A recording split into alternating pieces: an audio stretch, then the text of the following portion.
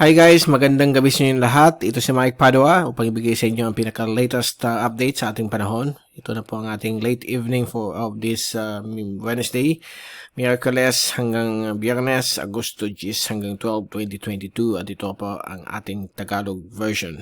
Pinaglilingkod sa inyo ng Typhoon 2000. Punta natin ang pinaka-latest GovSat. Inisyu natin na yung gabi.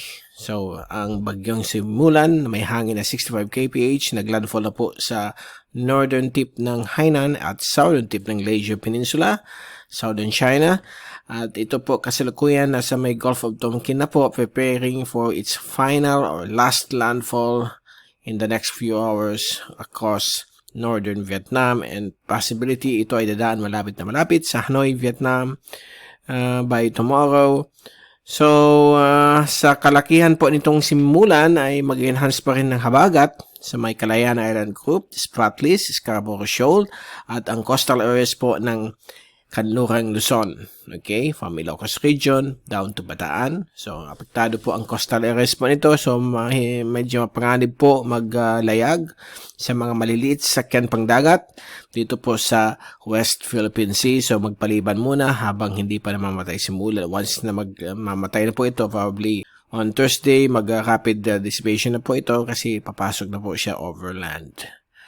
Ang ibang bagay ng ating bansa, okay ang panahon, but pagdating ng hapon ng gabi, lalo na yun, mayroon tayong La Nina, inaasahan pa rin yung mga localized thunderstorms. Okay, mag-ingat po sa mga kidlat, sa mga posibleng pagbabaha at mga pagguho ng lupa, mga lahar flows kapag mayroon pong malalakas na thunderstorms. Okay? Now, sa labas ng ating bansa, mayroon pa pong isang tropical depression na namuo. Ito po si 90W. Nakasalukuyan sa kanluran po siya ng Iwoto. Medyo mabagal ang pagkilos pa hilagang kanluran. At inahasan po itong posibleng maglandfall po dito sa may southern Honshu, malapit po sa Tokyo, within the next few days. So, watch out for those people living along southern Honshu in Japan. Dahil po, you'll be threatened by this tropical depression. It could become Tropical Storm Yari. Okay, yan po ang magiging next international name. At mayroon pang aktibong intertropical convergence zone dito po sa may Central at Eastern Micronesia. Kasama po all the way. Kasama po ang Marshall Islands. So, may mga line of thunderstorms po dyan. Now, tingnan natin yung fast animation. Nakikita nyo yung napakalaki na circulation. Itong si Mulan. Nandito po siya may north of sa may Gulf of Tonkin, okay? And then, thunderstorms all throughout the Philippine Islands every afternoon or evening. And ito po yung tropical depression 90W west of Iwoto. Now, ito po yung zoom in satellite animation mula sa windy.com. This is the night vision visible satellite animation beginning at 6 p.m. up to 11.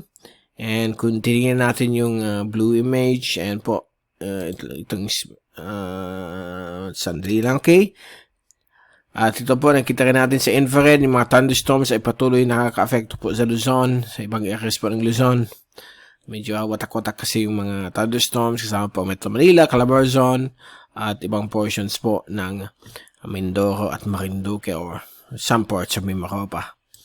Now, sa forecast ng Japan Meteorological Agency, lahat sila ay papaalis sa ating bansa. Itong dalawang bagyo. At sa rain forecast, hanggang sa araw po ng Sabado, inaasahan pa rin po mga localized thunderstorms sa hapon ng gabi. Hanggang Sabado po yan. So, ito po yung sa araw ng Huwebes na yung araw po yan, okay? And then, Friday afternoon, inaasahan pa rin mga thunderstorms, malaking bagay ng ating bansa, as well as on Saturday, may mga inaasahan rin po mga thunderstorms sa iba't ibang bahagi po ng bansang Pilipinas. At bago tayo paalam, ito yung latest Global Tropics Hazards and Benefits Outlook ng Climate Prediction Center of NOAA, valid for the next 2 weeks. Now, on August 10 to 16, inaasahan po ang climate forecast na magiging normal po ang klima sa ating bansa, but nandyan pa rin mga thunderstorms dahil sa La Nina. Ito po yung high probability ng isang bagyo. Yan na po si bagyong si Mulan, naglandfall sa may Hainan at Leju Peninsula. Sa ikalawang linggo, valid Agosto 17 hanggang 23, inaasahan pa ang normal na klima sa Pilipinas. Walang above average, walang below average na rainfall, but ang areas po ng Philippine Sea hanggang sa may Marianas at Micronesia, may inaasahan pong 50% probability ng below average rainfall. So, hindi pa po ito sure. Pag nag-solid line na po na tulad nito sa may baba, sa may Papua New Guinea, may solid line ng yellow, ibig sabihin po yan, mataas ang probability na matutuloy. Okay? So, abangan natin yan for next week. But so far, all clear on the horizon. Wala pong pinapakitang tropical cyclone development na posibleng mag-cause ng effect sa ating bansa. Meron isang model lang, the useful fantasy model ang tawag natin, known as GFS. Pagdating ng August 18 to 19, meron bagyo po, typhoon intensity na mid-jet, na posibleng dadaan malapit sa Bicol, then maglalandfall sa Central Luzon. But as of this time, chinek natin yung karamihan ng mga computer models, including yung European model o ECMWF, wala pong pinapakita. So, it remains at 0% probability yung pina-forecast ng GFS o American model. Now, once lumabas ang forecast sa European model, itong binabanggit ng GFS, then this is something serious na mababantayin natin, okay? But so far, so good. All clear naman po sa ibang model, except for that one. So, wag kayong magpangit. So, relax lang kayo. Maraming maglalabasan yan. Mga analysis sila sa YouTube at sa Facebook na porket isang model na nagpapakita. Sunod-sunod na po ang forecast na akala nila. Totoo na po yan. Yan po ang medyo crucial. Okay? Hindi pa po yan totoo hanggang hindi po pinapakita ng ibang computer models. Okay? So, we will keep you updated on that, particularly na yung darating pong Biyernes. Ito si Mike Pado nagpapaalam. Mag-ingat po ulit kayong lahat. Be #weatherwiser at maraming salamat po sa pagpanood nyo sa aking channel.